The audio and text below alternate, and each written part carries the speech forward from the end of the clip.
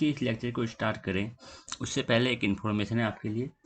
हमारा एक course code है BCHCT131, ठीक है। Atomic structure, bonding, general organic chemistry and aliphatic hydrocarbon, ये हमारा कोर्स का नेम है।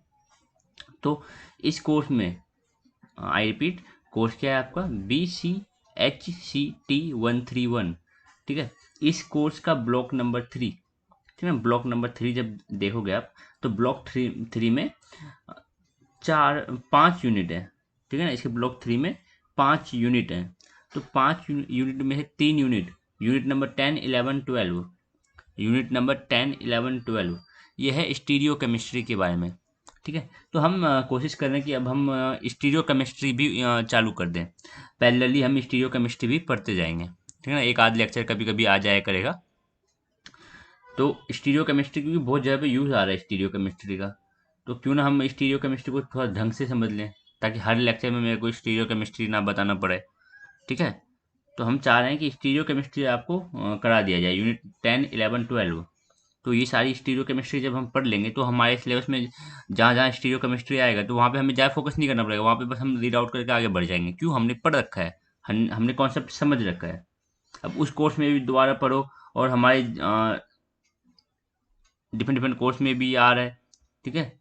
तो टाइम कंजप्शन ज़्यादा हो जाता है, तो क्यों ना हम पहले स्टीरियो केमिस्ट्री को कवर कर लें, ठीक है। तो हम कोशिश करेंगे पैरेलल क्लास ऑर्गेनिक क्लास की भी लगा दें।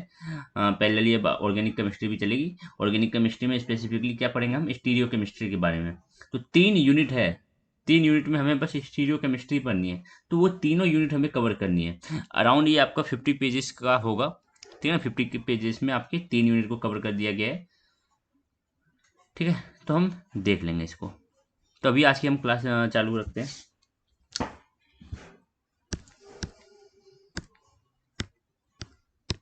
आज की क्लास में हम पढ़ेंगे phase contrast and interference microscopy, ठीक है। देखो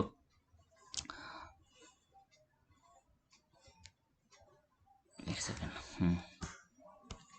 देखो हमने अब तक क्या पढ़ लिया, हमने पढ़ा dark field microscopy, light field microscopy, ठीक है। डार्क फील्ड माइक्रोस्कोपी और लाइट फील्ड माइक्रोस्कोपी, और तो कुछ नहीं पढ़ा हमने, ठीक है। और नॉर्मल माइक्रोस्कोपी मीन्स हम कुछ सिंपली यूज़ कर रहे थे, कुछ लगा नहीं है, तो सिंपली आपको लाइट फील्ड ही हो गया। आप कोई चेंज नहीं करोगे माइक्रोस्कोप में, कुछ चेंज वेंज नहीं करोगे माइक्रोस्कोप में, आप कुछ चेंज नहीं करोगे। जो आपका कंपाउंड माइक्रोस्कोप है, कंपाउंड माइक्रोस्कोप में कुछ चेंज नहीं करोगे और सिंपली उसको यूज़ करोगे, तो क्या रहेगा आपका, वो रहेगा आपका लाइट फील्ड माइक्रोस्कोपी। बट आप जब एन्यूलर डिस्क लगा देते हो, एन्यूलर डिस्क लगा देते हो, तो वो आपको डार्क फील्ड माइक्रोस्कोपी आ जाता है, ठीक है। धीरे धीरे हम क्या कर रहे हैं, हम बस कंपाउंड माइक्रोस्कोप में थोड़े बहुत चेंजेस कर रहे हैं और अपने ऑब्जर्वेशन के तरीके को बदल रहे हैं, ठीक है ना। माइक्रोस्कोप हमारा वही है, सेम है कंपाउंड माइक्रोस्कोप, उसी में बस हम थोड़े बहुत चीज़ें ऐड ऑन कर रहे हैं, कुछ तरीके बदल रहे हैं, ठीक है। तो हमने पढ़ा डार्क फील्ड माइक्रोस्कोपी। तो अब हम पढ़ेंगे phase contrast and interference microscopy, ठीक है। आपको डार्क माइक्रोस्कोपी और लाइट माइक्रोस्कोपी का पता होगा कि ये क्यों यूज़ करते हैं। लाइट माइक्रोस्कोपी कब यूज़ किया जाता है, डार्क माइक्रोस्कोपी कब यूज़ किया जाता है, डार्क फील्ड माइक्रोस्कोपी, ठीक है। तो अभी पहले हम देखेंगे फेज कॉन्ट्रास्ट माइक्रोस्कोपी, ठीक है ना। फेज कॉन्ट्रास्ट माइक्रोस्कोपी, फोकस करो इस पर, फेज कॉन्ट्रास्ट। तो इसमें नाम में क्लियरली कॉन्ट्रास्ट बढ़ा देता है, ठीक है ना। ये कॉन्ट्रास्ट इंक्रीज हो जाता है इसमें, और जितना अच्छा कॉन्ट्रास्ट होगा, जितना अच्छा कॉन्ट्रास्ट होगा, कॉन्ट्रास्ट जितना अच्छा होगा, आप उतनी अच्छी ऑब्जर्वेशन कर पाओगे। In this section you will study 2 more optical microscopy contrast enhancing techniques, ठीक है ना। क्या कर रहे हैं हम, कॉन्ट्रास्ट को इन्हांस कर रहे हैं, कॉन्ट्रास्ट को इन्हांस कर रहे हैं। नेमली फेज कॉन्ट्रास्ट माइक्रोस्कोपी PCM, ठीक है ना, PCM and differential interference microscopy, ये तो differential interference contrast microscopy DIC, differential interference contrast microscopy. ये तो सिंपली आप इसको इंटरफेरेंस माइक्रोस्कोपी भी बहुत बार यूज हो जाता है, बट आपको दोनों याद रखना है। डिफरेंशियल पूरा क्या है, डिफरेंशियल इंटरफेरेंस कॉन्ट्रास्ट माइक्रोस्कोपी, ठीक है ना। अब जब हम पढ़ेंगे ये वाला तरीका DIC जब पढ़ेंगे तो आपको पता चलेगा कि डिफरेंशियल का क्या मतलब है, इंटरफेरेंस का क्या मतलब है, और कॉन्ट्रास्ट तो हम जानते हैं। डिफरेंशियल इंटरफेरेंस क्या हो रहा है, ठीक है ना, वो आप तब समझोगे, अभी रहने दो, ठीक है ना। अभी बस नाम पे फोकस करो, DIC एंड PCM। तो अभी हम सिंपली पीसीएम पढ़ रहे हैं, ठीक है ना, phase contrast microscopy, PCM, phase contrast microscopy. बढ़ते हैं आगे। देखो, phase contrast microscopy that is PCM was invented by Fritz Zernike, ठीक है, Fritz Zernike, a Dutch physicist in 1934। तो आपको बस साइंटिस्ट के नाम याद रखने थोड़े, ठीक है ना, साइंटिस्ट के नाम इंपॉर्टेंट है, ईयर वियर आप याद करो ना करो कोई बात नहीं है, तो साइंटिस्ट के नाम याद रख लो, फ्रिट्ज जर्नाइट। क्यों क्यों नाम रखने हैं इस साइंटिस्ट के? क्योंकि इनको नोबेल पुरस्कार मिला हुआ है इस चीज़ के लिए, फेस कॉन्ट्रास्ट माइक्रोस्कोपी के लिए इनको नोबेल पुरस्कार मिला हुआ है, और नोबेल पुरस्कार कोई छोटा मोटा पुरस्कार नहीं है, ठीक है ना। तो इसका नाम तो आपको याद रखना ही पड़ेगा, तो बहुत महान साइंटिस्ट है, इनका नाम आपको याद रखना ही पड़ेगा, ठीक है। As the name suggested, it is a contrast enhancing technique. इसमें हम क्या कर रहे हैं? कॉन्ट्रास्ट इन्हांस कर रहे हैं, कॉन्ट्रास्ट इन्हांस कर रहे हैं इस चीज़ में, फेस कॉन्ट्रास्ट माइक्रोस्कोपी में क्या कर रहा है, नाम ही बता रहा है आपको कि इसमें कॉन्ट्रास्ट इन्हांस होगा, कॉन्ट्रास्ट इन्हांस होगा। अब भाई कॉन्ट्रास्ट घटा के क्या कर लोगे आप? कॉन्ट्रास्ट घटाओगे तो वो तो सही है, आप सही से फिर ऑब्जर्वेशन नहीं कर पाओगे, हमें तो अच्छा कॉन्ट्रास्ट चाहिए होता है, हमने पहले भी बात कर रखा है, रिजोल्यूशन, कॉन्ट्रास्ट एंड आपका, एक सेकंड, मैग्नीफिकेशन के बारे में, एक सेकंड जरा। तो हमने पहले भी बताया था मैग्नीफिकेशन, रिजोल्यूशन और कॉन्ट्रास्ट के बारे में, तो आपको पता होगा, हाँ हम कॉन्ट्रास्ट को इन्हांस ही करेंगे, कॉन्ट्रास्ट को हम इन्हांस करेंगे। That can generate high contrast image of transparent specimen. अब यहाँ पे भी फोकस करो, यहाँ पे फोकस करो, ट्रांसपेरेंट स्पेसिमेन के लिए कर रहे हैं हम, किस चीज़ के लिए कर रहे हैं? ट्रांसपेरेंट स्पेसिमेन, ट्रांसपेरेंट स्पेसिमेन, ठीक है ना। और ट्रांसपेरेंट स्पेसिमेन के लिए हम और क्या यूज़ करते हैं? Dark field microscopy.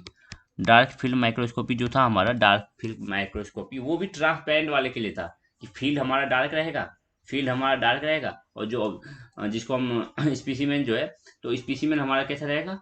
वो रहेगा हमारा ट्रांसपेरेंट, मीन्स वो ब्राइटर दिखेगा, और फील्ड हमारा डार्क है, तो आप सही से ऑब्जर्वेशन कर पाओगे। तो बट हाँ, यहाँ पे भी पीसीएम, पीसीएम में भी हम क्या कर रहे हैं? पीसीएम में भी हम क्या कर रहे हैं? ट्रांसपेरेंट स्पेसिमेन को देख रहे हैं, और उसकी ट्रांसपेरेंट स्पेसिमेन के क्या कर रहे हैं? उसकी कॉन्ट्रास्ट को बढ़ा रहे हैं, उसकी कॉन्ट्रास्ट को बढ़ा रहे हैं, ठीक है। सच एज लिविंग सेल को, थिन टिश्यू स्लाइसेस को, एंड सब सेल्यूलर ऑर्गेनल, इन सब को आप क्या कर सकते हो? ऑब्जर्व कर सकते हो। It is also possible to observe the dynamics of ongoing biological process. क्या सेल के अंदर क्या घटना घट रही है, क्या हो रहा है, वो सब उनको भी आप क्या कर सकते हो? उनको भी आप ऑब्जर्व कर सकते हो, ठीक है। In phase contrast microscopy, in phase contrast microscopy, अब ये जो है, ये जो आपको बोला गया dynamics ongoing in the biological, इसे एग्जांपल देख लो, जैसे कि सेल जब डिवाइड कर रहा होता है तो उसके क्रोमोसोम का सेग्रीगेशन, क्रोमोसोम कैसे डुप्लीकेट कर, सब चीज़ आपको दिख पाएगी, सब चीज़ आप ऑब्जर्व कर पाओगे, ठीक है। In phase contrast microscopy, light produced from a tungsten halogen lamp, ठीक है ना, टंगस्टन हैलोजन लैम्प के द्वारा जो लाइट प्रोड्यूस किया जाता है, तो उसको यूज़ कर रहे हैं हम, और directed through a collector lens, through a collector lens and focus on an annulus, ठीक है। देखो, जो हेलोजन लैम्प था, जो हेलोजन लैम्प था, लेट्स सपोज आपने यहाँ पे हेलोजन लैम्प लगा रखा है, उसे जो लाइट रेज आई, ठीक है ना, टंगस्टन हेलोजन लैंप आपने लगा रखा है, उससे जो लाइट रेज आई, तो उसको आपने क्या किया? उसको आपने कंडेंसर लेंस के थ्रू, उसको अपने कंडेंसर लेंस के थ्रू कंडेंस कराना चाहा, क्या करना चाहा? कंडेंस कराया। ये कंडेंसर लेंस बेसिकली क्या है? कलेक्टर लेंस बेसिकली आपका कंडेंसर लेंस ही है, ठीक है। एंड फोकस ऑन एन्यूलस, और एन्यूलस पे फोकस कराया आपने, एन्यूलस रिंग, ठीक है ना। एन्यूलस रिंग आपने पता है कि हम डार्क फील्ड माइक्रोस्कोपी में भी हम एन्यूलस रिंग का प्रयोग कर रहे थे, और यहाँ पे भी करेंगे सेम चीज़। देख लो अगर इमेज देखना चाहो, ये जो एन्यूलर रिंग था उसको हम यहाँ पे भी यूज़ करेंगे, और डार्क फील्ड माइक्रोस्कोपी में भी यूज़ करते। तो क्या मतलब हुआ कि इस पोर्शन से लाइट पास कर पाएगी, लाइट इस पोर्शन से पास कर पाएगी, ये वाइट वाले पोर्शन से, ये वाइट वाले पोर्शन से, ठीक है। बट ये इस पोर्शन से लाइट पास नहीं कर पाएगी, ये कुछ ऐसा है, इसको पूरा ढक कर दो, इससे लाइट पास नहीं कर पाएगी इस रीजन से, ठीक।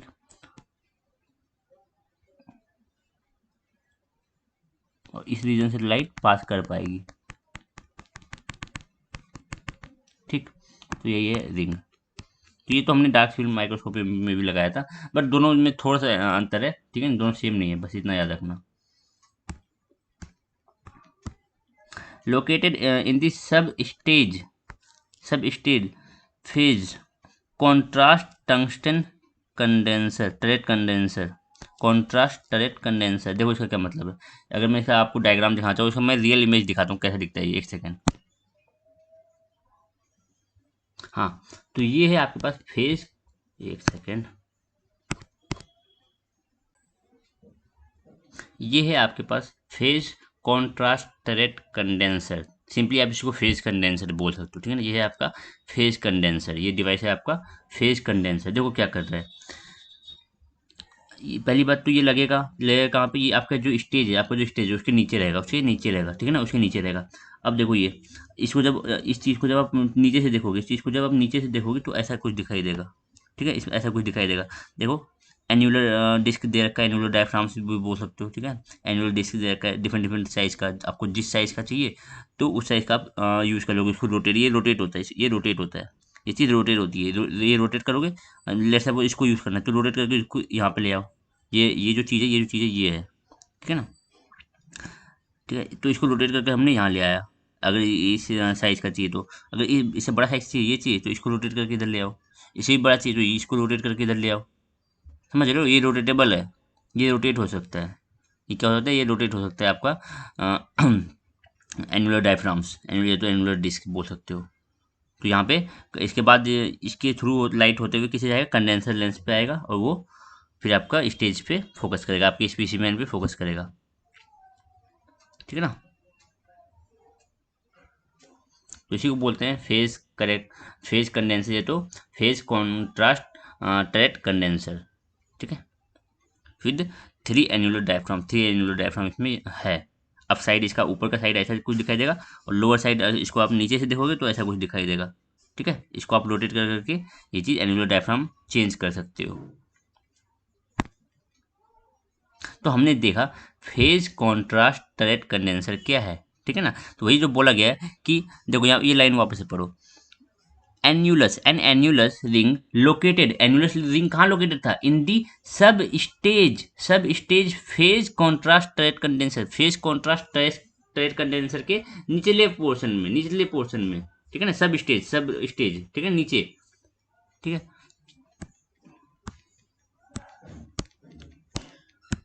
Now the light can only pass through this annulus so that light reaches the specimen like a hollow cone। अब देखो समझो इस चीज को, ये तो समझ में आ जाना चाहिए आपको कि अगर आपका ये जो रिंग है, ये वैसे तो गोल बनाया मैंने, ठीक है ना, ये गोल ही है, ठीक है। तो हम साइड से देखें तो ऐसा कुछ दिखाई देगा, तो लाइट बस इस रीजन से पास करेगी। अगर लाइट पूरे रीजन से पास होती, पूरे रीजन से, फुल रीजन से पास होती, ठीक है ना, लाइट इस रीजन से भी पास होती, तो जो कोन बनता, तो जो लाइट का कोन बनता, तो जो कोन बनता लाइट का, वो तो पूरा इसमें भी, ये पूरा जगह लाइट होता पूरा, ये हॉलो कोन नहीं होता। बट अभी लाइट रेस बस इस रीजन से पास कर पा रही है, तो जो कोन बनेगी, कोन क्यों बनेगी, कंडेंस हो रही है ना लाइट रेस, ठीक है। तो जो कोन बनेगी वो कैसी बनेगी, हॉलो, क्यों, बीच में से कोई लाइट रेस पास नहीं करी, तो बीच वाला रीजन क्या रहेगा, बीच में कोई रेस नहीं है, रेस बस साइड साइड है, रेस क्या है, साइड साइड है, साइड साइड रेस है, बीच में कोई रेस नहीं है। तो हॉलो कोन इमेजिन कर लो, थोड़ी इमेजिनेशन पावर अपनी बढ़ाओ, एक हॉलो कोन, ठीक है ना, एक हॉलो कोन, ठीक है ना। तो लाइट रेस क्या फॉर्म कर रही है, एक हॉलो कोन फॉर्म कर रही है, क्यों, क्योंकि हमारा एनुलर डिस्क यूज कर रहे हैं हम, वो बीच वाला पोर्शन ब्लॉक है। तो the light can only pass through this annulus, ठीक है ना, इस एन्यूलस से ही लाइट रेस पास कर सकती है, so that light reaches to the specimen is like a hollow cone, is like a hollow cone. और अगर आपको याद होगा तो मैंने जो आपको दिखाया था फेस कॉन्ट्रास्ट स्ट्रेट कंडेंसर जो अभी हमने दिखाया, तो उसमें एक ऑप्शन और भी था जिसमें एनुलस बना हुआ नहीं था। मीन्स अगर आपको एनुलस यूज़ नहीं करना तो उस चीज़ को ले आओ आगे, तो वो आपका लाइट फील्ड माइक्रोस्कोपी जैसा बिहेव करेगा। लेट्स सपोज आपको एनुलस यूज़ नहीं करना, तो रोटेट करके वो वाला पोर्शन ले आओ जिसमें कोई एनुलस नहीं लगा हुआ है। समझे? 4 था ना उधर, 4 था ना, 3 एनुलस था, 3 एनुलर डिस्क था, और एक एक्स्ट्रा जो था वो खाली था। उसमें से उसके हर रीजन में से लाइट पास कर सकती है। तो अगर आपको लाइट फील्ड माइक्रोस्कोपी करनी है तो वो वाले रीजन को उस रोटेट करके वो वाला पोर्शन ले आओ उसके नीचे, ठीक है ना, कंडेंसर के नीचे, कंडेंसर लेंस के नीचे। Okay, the light waves passes through the annulus illuminate the specimen को इल्यूमिनेट करेगा, एंड इधर pass through the unretarded surrounding waves और आर डिफ्रेक्टेड और and retarded as they interact with different region of the specimen. देखो, जब light rays पास कर रही है स्पीसीमेन से, जब लाइट रेस पास कर रही है स्पीसीमेन से, ध्यान दो, जब लाइट रेस पास कर रही है स्पीसीमेन से, तो वो वाली लाइट रेस जो स्पीसीमेन से पास हुई, तो वो तो डिफ्रैक्शन शो करेगी। क्यों? चेंज हो जाएगा आपका क्या, आपके मीडियम में चेंज आएगा, रिफ्रैक्टिव इंडेक्स आपका चेंज होगा। तो सेल के डिफरेंट डिफरेंट ऑर्गेनल का रिफ्रैक्टिव इंडेक्स अलग अलग होगा। लेट्स सपोज कोई लाइट रे है वो राइबोसोम से पास हुई, कोई लाइट रेज है जो लाइजोसोम से पास हुई, कोई लाइट रेज है जो न्यूक्लियस से पास हुई। तो सबका रिफ्रैक्टिव इंडेक्स अलग अलग होता है, ठीक है ना। तो सबकी बेंडिंग रिफ्रैक्शन अलग अलग तरीके से होगा, ठीक है, सबका बेंडिंग अलग अलग होगा।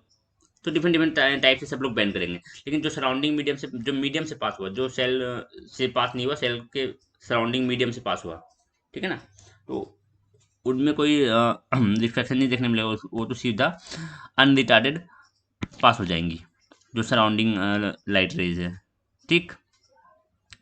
तो और हमने एक चीज़ देखा था, जो डार्क फील्ड माइक्रोस्कोपी में, याद करो डार्क फील्ड माइक्रोस्कोपी आपको बताया था। तो डार्क फील्ड माइक्रोस्कोपी में जो सराउंडिंग लाइट रेज थी, जो सराउंडिंग लाइट रेज पास कर रही थी, वो आपके ऑब्जेक्टिव लेंस पे नहीं नहीं एंटर कर रही थी, ठीक है ना, वो साइड से निकल जा रही थी, ऑब्जेक्टिव लेंस में एंटर नहीं कर रही थी। बट इस केस में वो एंटर करेंगी, इस केस में वो एंटर करेंगी। देखो, इस केस में जो ये वाला जो अनरिटार्डेड लाइट है, जो अनडेविएटेड लाइट है, ठीक है, जो अनडेविएटेड लाइट है, जो जिसका कोई डिफ्रैक्शन नहीं हुआ, ठीक है ना, तो अनडेविएटेड लाइट रेज भी आपकी ऑब्जेक्टिव लेंस में एंटर करी है। और ये जो डेविएटेड रेज है, जो किसी ऑर्गेनेल से के थ्रू होकर डेविएट कर गई होंगी, जो सेल के थ्रू, तो वो भी लाइट रेज एंटर कर दी ऑब्जेक्टिव लेंस में।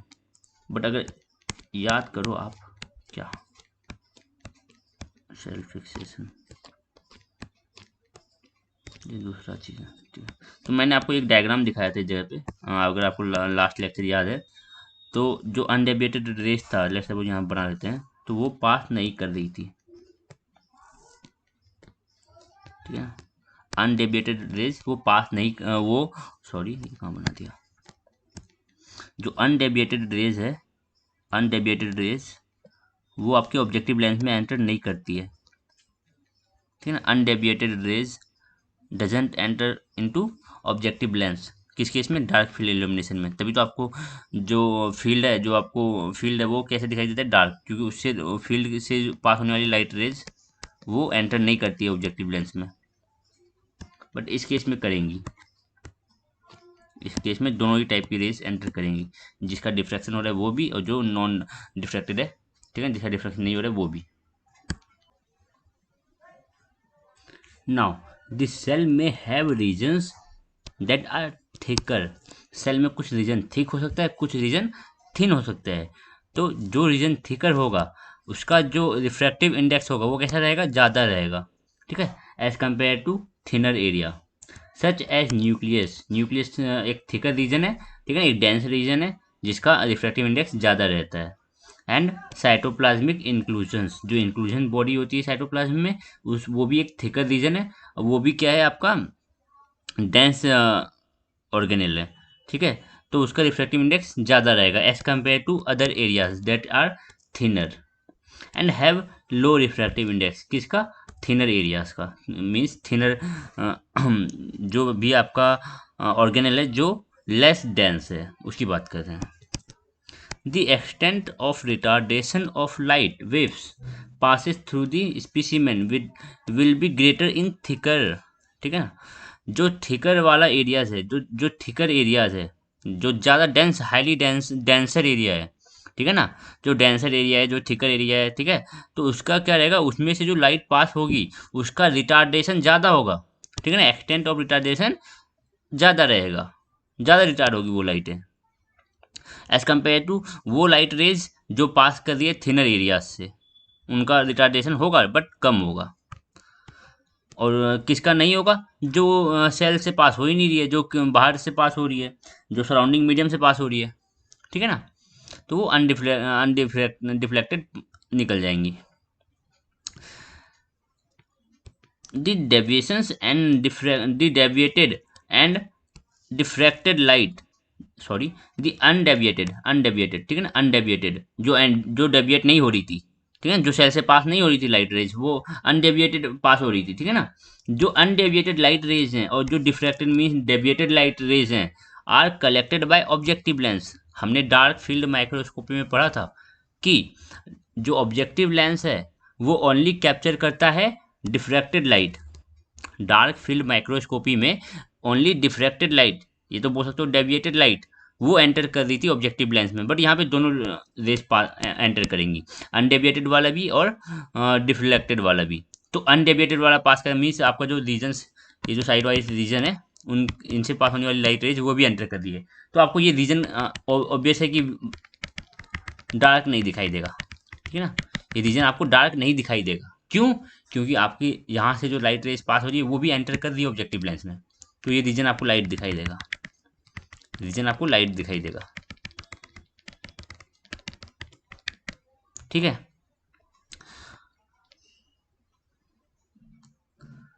कहाँ गया?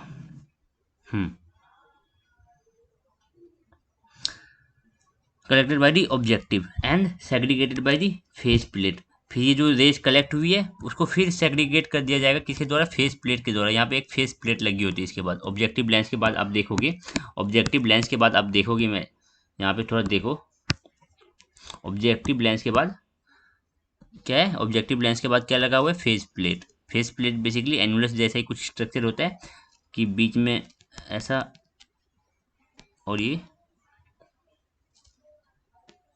यहाँ से लाइट रेज इजीली पास हो सकती है, इस रीजन से भी लाइट रेज पास हो सकती है, पास हो सकती है, ये परमानेंटली ब्लॉक नहीं कर रहा है लाइट रेज को, जैसे यहाँ पे तो ब्लॉक कर दिया था, यहाँ पे तो ये रीजन ब्लॉक करता है यहाँ पे, बट ये रीजन ब्लॉक नहीं कर रहा है, ठीक है ना, ये रीजन ब्लॉक नहीं कर रहा है बट उसको डेविएट कर दे रहा है, लाइट रेज को डेविएट कर दे रहा है, देखो क्या हो रहा है, फर्दर वो डेविएट कर देता है।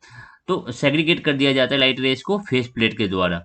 जो लाइट रेज ऑब्जेक्टिव लेंस से होते हुए फेस प्लेट में जा रही है तो फेस प्लेट उसको सेग्रीगेट कर देता है, देखो क्या करता है।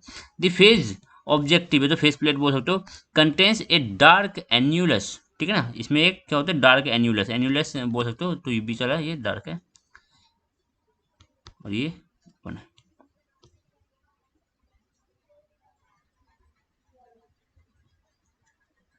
फेस प्लेट है। तो contains a dark annulus that retards the diffracted waves by 1/4 wavelength means λ/4। Retard कर रहा है किसको, रिटार्ड कर रहा है किसको, डिफ्रैक्टेड वेव्स को। देखो यहाँ पे ध्यान देना, जो फेस प्लेट है इस लाइन पे जो ध्यान से देखो, जो फेस ऑब्जेक्टिव है, जो फेस प्लेट है वो कंटेन करता है डार्क एन्यूलस को, उसमें डार्क एन्यूलस होता है जो कि रिटार्ड कर देता है किस चीज़ को, डिफ्रैक्टेड वेव्स को, डिफ्रैक्टेड वेव्स को रिटार्ड कर देता है कितने से, λ/4 से, दैट इज वेवलेंथ बाय 4, λ/4 से। देखो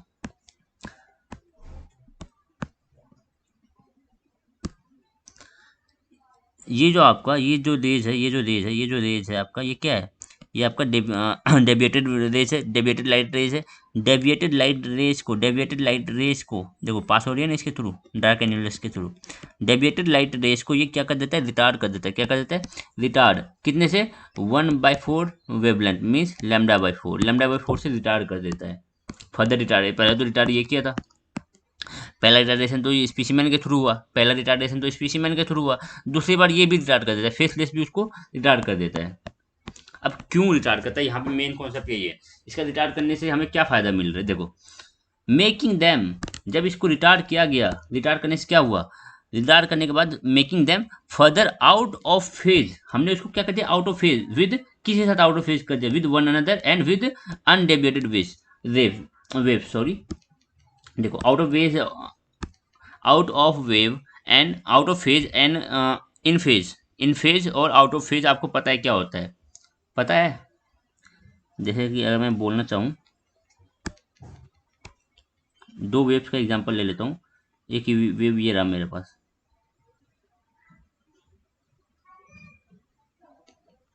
और दूसरा वेव मेरा ये रहा,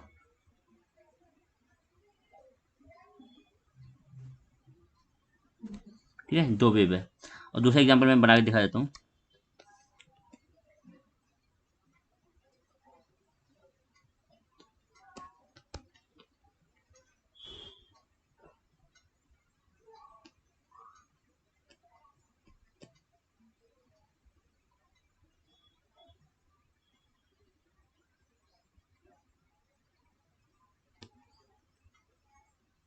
ठीक है, ऐसा कुछ। तो क्या हो रहा है यहाँ पे देखो, जब इन दोनों को जोड़ोगे, जब इन दो वेव को जोड़ोगे, जब इन दोनों वेव का इंटरफेरेंस होगा, जब इन दो वेव का इंटरफेरेंस होगा, जब इन दो वेव का इंटरफेरेंस होगा, क्योंकि ये दोनों एक फेज में नहीं है, दोनों सेम फेज में नहीं है, दोनों का फेज उल्टा है, ये ऐसे ऊपर जा रहा है तो ये नीचे की ओर है, तो दोनों का फेज अपोजिट है एक दूसरे के, तो ये दोनों एक दूसरे को कैंसिल आउट कर देगा, कैंसिल आउट कर देगा, नेट क्या हो जाएगा, जीरो। अगर ये दोनों एक जैसा ये बिल्कुल अगर डिट्टो है, बस मान लो जितना ये ऊंचाई ये है उतना ही डिस्टेंस ये भी है, जितना वेवलेंथ इसका है उतना ही वेवलेंथ इसमें भी है, मान लो ये दोनों सेम वेव है, बस इनका क्या है, फेज उल्टा है, तो बिल्कुल कैंसिल आउट कर देगा। और ये क्या हो जाएगा, ये दोनों इन फेज है, तो इनका क्या हो जाएगा, इंटरफेरेंस कैसा होगा, कंस्ट्रक्टिव इंटरफेरेंस होगा, तो ये इसका उसे पीक बढ़ जाएगा, देख रहे हो, यहाँ पे कंस्ट्रक्टिव इंटरफेरेंस हुआ और यहाँ पे डिस्ट्रक्टिव इंटरफेरेंस हुआ। आपको कंस्ट्रक्टिव इंटरफेरेंस, डिस्ट्रक्टिव इंटरफेरेंस ये आपको लोअर क्लासेस में पढ़ा रखा होगा फिजिक्स में, तो आपको पता होगा इतना सारा ये बेसिक नॉलेज, ठीक है ना। कंस्ट्रक्टिव इंटरफेरेंस होता है तो ये पीक बढ़ जाती है और आपको ब्राइट इमेज देखने को मिलेगा इस केस में, जब कंस्ट्रक्टिव इंटरफेरेंस होगा, ठीक है। हो सकता है दोनों की इफेक्ट को फुल्ली कैंसिल आउट ना कर रहा हो, पूरा कैंसिल आउट ना कर रहा हो, थोड़ा सा कुछ हद तक कम किया, जैसे कि मैं अगर नॉर्मल एग्जांपल देता हूँ, टू में से वन माइनस करूँ तो कितना आता है, वन आता है, लेकिन अगर मैं टू में से टू माइनस करूँ, टू में से टू तो जीरो हो जाएगा। तो वही बात है, अगर मान लो इसने फुल कैंसिल आउट नहीं किया, थोड़ा कैंसिल आउट हुआ है, तो फिर भी इसका पीक कम हो जाएगा, पीक थोड़ा कम हो जाएगा। लेट सपोज ये ज़्यादा है, इसका पीक का वैल्यू ज़्यादा है, तो इसका पीक थोड़ा कम हो जाएगा, ठीक है ना। अब जितना पीक का वैल्यू इसका है उतना ही इसका है, तो दोनों इक्वली कैंसिल आउट कर देगा। तो कंस्ट्रक्टिव इंटरफेरेंस और डिस्ट्रक्टिव इंटरफेरेंस मैं मान के चल रहा हूँ आपको आता है। तो ये दोनों वेव इन फेज है, ये दोनों wave out of the phase है। तो जो वेव्स है जो डिफ्रैक्शन हुआ, ठीक है ना, जो डिफ्रैक्टेड वेव्स हैं, डिफ्रैक्टेड वेव्स को रिटार्ड कर देता है, डिफ्रैक्टेड वेव को एन्युलस रिंग, सॉरी डार्क एन्युलस, जो कि आपका फेस प्लेट है, फेस प्लेट में डार्क एन्युलस होता है, तो फेस प्लेट डिफ्रैक्टेड वेव्स को लैम्डा बाय 4 से क्या कर देता है, रिटार्ड कर देता है, और क्या बना देता है उसको, आउट ऑफ फेज।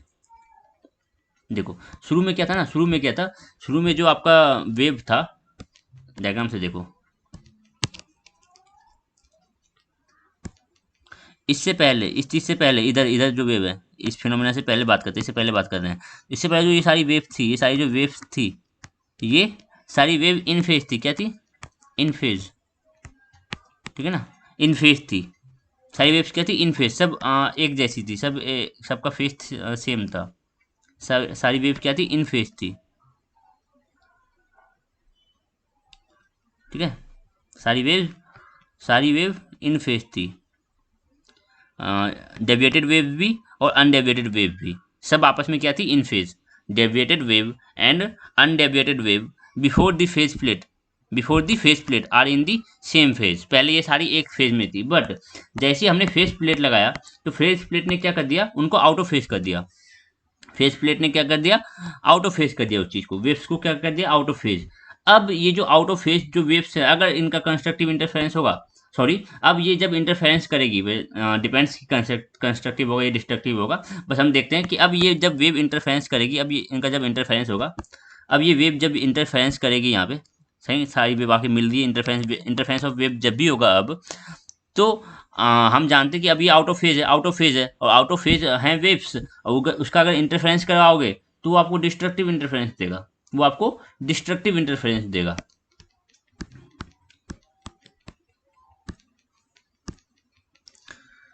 तो हमने आउट ऑफ फेज किया with one another and with undeviated wave, दोनों के साथ, ठीक है। What we see is combination of constructive and destructive interference that takes place as these waves meet, ठीक है। अब देखो अच्छे से समझो, हमारे पास दो वेव है, हमारे पास दो वेव है, कौन कौन सी, एक तो अनडेविएटेड और एक डेविएटेड, एक अनडेविएटेड और एक डेविएटेड, डेविएटेड वेव ये रही आपकी और अनडेविएटेड वेव ये रही। अनडेविएटेड वेव आपकी सराउंडिंग रीजन से आ रही है और डेविएटेड वेव आपकी स्पेसिमेन के थ्रू आ रही है। तो deviated wave, deviated wave, deviated wave, deviated खुद के साथ, डेविएटेड वेव खुद के साथ मीन्स डेविएटेड वेव और डेविएटेड वेव जो है ये दोनों आपस में तो क्या है, आपस में डेविएटेड वेव क्या है, out of phase, out of phase, deviated wave और डेविएटेड वेव आपस में क्या है, आउट ऑफ फेज, और डेविएटेड वो वेव और इनडेविएटेड वेव, डेविएटेड वेव और इनडेविएटेड वेव, ये तो अनडेविएटेड वेव, ये दोनों भी डेविएटेड वेव और अनडेविएटेड वेव, डेविएटेड वेव और अनडेविएटेड वेव ये दोनों भी क्या है, out of phase. But undeviated wave और अनडेविएटेड वेव, अनडेविएटेड वेव और अनडेविएटेड वेव ये दोनों क्या है, इन फेज, ये दोनों क्या है, इन फेज। तो समझो अनडेविएटेड वेव मीन्स जो सराउंडिंग रीजन से आ रही है, और अनडेविएटेड वेव जो सराउंडिंग रीजन से आ रही है, बहुत सारी वेव्स आ रही होंगी सराउंडिंग रीजन से, तो ये सारी वेव आपस में क्या है, ये सारी वेव आपस में क्या है, ये सारी वेव आपस में क्या है, इन फेज में। मीन्स जब ये जब इनका इंटरफेरेंस होगा तो कंस्ट्रक्टिव इंटरफेरेंस दिखाई देगा हमें, और पीक लंबी आएगी, तो हमें इमेज कैसे मिलेगा, ब्राइटर, मीन्स आपको बैकग्राउंड कैसा अपीयर होगा, ब्राइटर। बट बट बट ध्यान देना, जब ये वेव, जब ये वेव इंटरफेरेंस करेगी किसके साथ, अनडेविएटेड वेव के साथ, सॉरी, जब अनडेविएटेड वेव इंटरफेरेंस करेगी डेविएटेड वेव के साथ, तब कैसा होगा, तब जो इंटरफेरेंस होगा वो कैसा होगा, डिस्ट्रक्टिव। ये तो जब अनडेविएटेड वेव से इंटरफेरेंस करेगा वो कैसा रहेगा, डिस्ट्रक्टिव। तो डिस्ट्रक्टिव जब भी होगा तो इमेज कैसा दिखेगा हमें, डार्क, इमेज कैसा कैसा मिलेगा, डार्क। और डार्कनेस डिपेंड करेगा कि जो आपका इंटरफेरेंस हो रहा है डेविएटेड इंटर, जो आपका डिस्ट्रक्टिव इंटरफेरेंस हो रहा है उसका क्या लेवल है। देखो अगर मैं एग्जांपल से समझाना चाहूँ इस चीज़ को, लेट्स सपोज हमारे पास एक वेव है, ठीक है, और एक वेव बना लेता हूँ,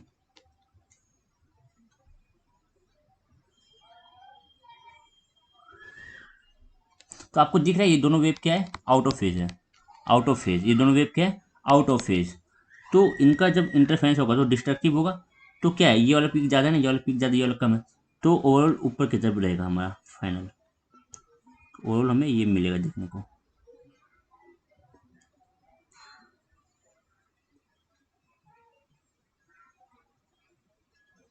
ठीक है ना, ऐसा देखने मिलेगा। लेकिन अगर हम और एक एग्जांपल की बात करें, और एक एग्जांपल की बात करें, हम बात करते हैं और एक एग्जांपल की,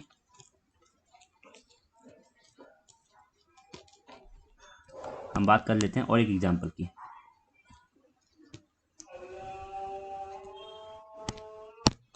तो एक दूसरा एग्जांपल देख लेते हैं हम।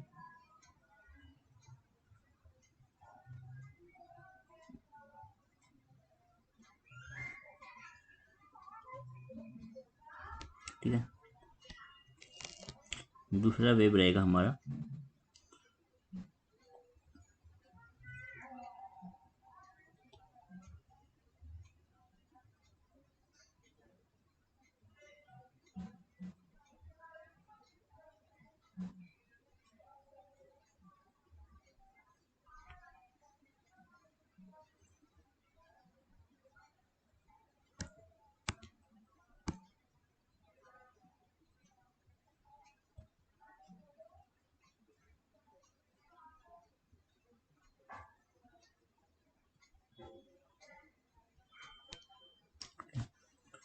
तो अब जो हमें इन दोनों का इंटरफेरेंस करवाने से मिलेगा तो ये होगा डिस्ट्रक्टिव, ठीक है। और पीक आपको दिख रहा होगा ऊपर वाले का थोड़ा ज़्यादा, ऊपर वाले का पीक कंपेयर टू नीचे वाला थोड़ा सा ज़्यादा है। लेट्स सपोज आप तो मान लो नहीं भी दिख रहा है तो मैं बनाने की कोशिश तो फुल किया हूँ कि ऊपर वाले का पीक थोड़ा सा ज़्यादा लग रहा है।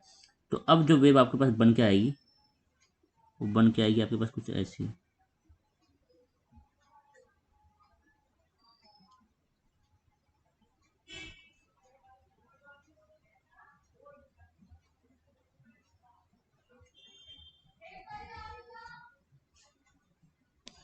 ठीक है।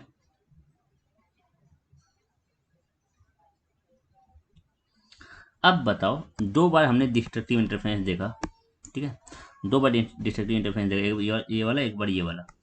तो बताओ अब दोनों का रिजल्ट देखो, दोनों का रिजल्ट देखो, एक का ये एक का ये।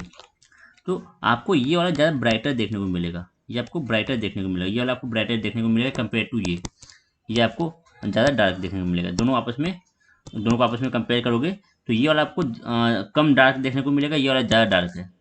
कम डार्क, ब्राइटर नहीं बोलेंगे इसको, हम इसको ब्राइटर नहीं बोलेंगे, इसको ब्राइटर नहीं बोलेंगे, इसको हम बोलेंगे less dark compare to this. ठीक है।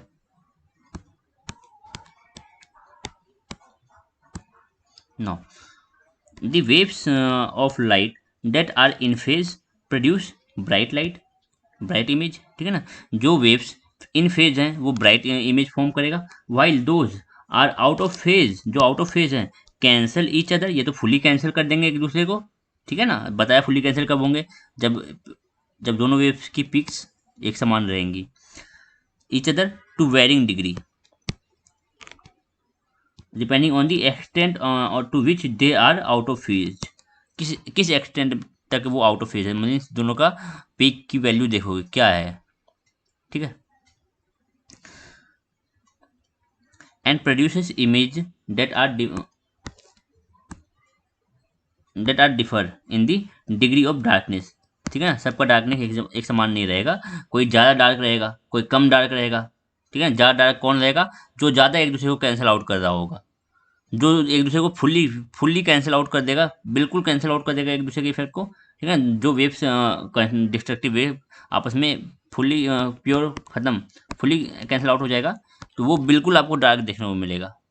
जो बिल्कुल कैंसिल आउट नहीं कर रहा है, ठीक है ना, काफ़ी हद तक कम कर दिया है उसने वेव्स को, काफ़ी हद तक कम कर दिया है, तो वो आपको थोड़ा ग्रे टाइप का देखने को मिलेगा। तो ग्रे टू ब्लैक ये वेरी होता है, डिग्री ऑफ डार्कनेस वेरिएबल है।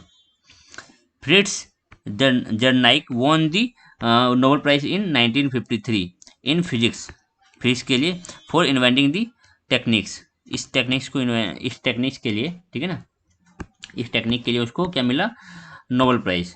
ठीक है ना, फेस कॉन्ट्रास्ट माइक्रोस्कोपी के लिए, फेस कॉन्ट्रास्ट माइक्रोस्कोप के लिए उनको क्या मिला, उनको मिला नोबेल प्राइज। अब देखो क्या हो रहा है, इसमें हम क्या कर रहे हैं, इसमें हम स्टडी कर रहे हैं लाइट सॉरी, इसमें हम क्या कर रहे हैं, किस चीज़ को, कौन से सेल देख रहे हैं हम, ट्रांसपेरेंट।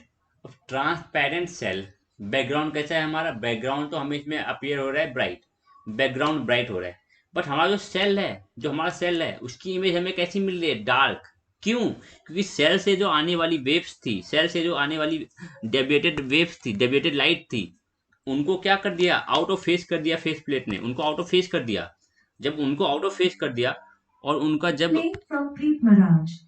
सॉरी, जब उनको आउट ऑफ फेस कर दिया गया और उसका जब इंटरफेरेंस कराया जाएगा, और जब उसका जब इंटरफेरेंस होगा तो वो डिस्ट्रक्टिव होगा, डिस्ट्रक्टिव इंटरफेरेंस होगा और हमें डार्क इमेज दिखाई देगी। तो मीन्स हमारा जो स्पेसिमेन है वो हमें डार्क देखने को मिलेगा। हमारा जो ट्रांसपेरेंट स्पेसिमेन था, हमारा जो ट्रांसपेरेंट स्पेसिमेन था वो हमें डार्क देखने को मिलेगा। क्यों, फेस प्लेट की वजह से, क्योंकि जो आपका स्पेसिमेन था उससे आने वाली डेविएटेड लाइट रेस को आउट ऑफ फेस कर दिया गया। ठीक है, बाय डेविएटिंग देम बाय λ/4, λ/4 से उनको फर्दर डेविएट किया गया फेस प्लेट के द्वारा और उसको आउट ऑफ फेस कर दिया गया।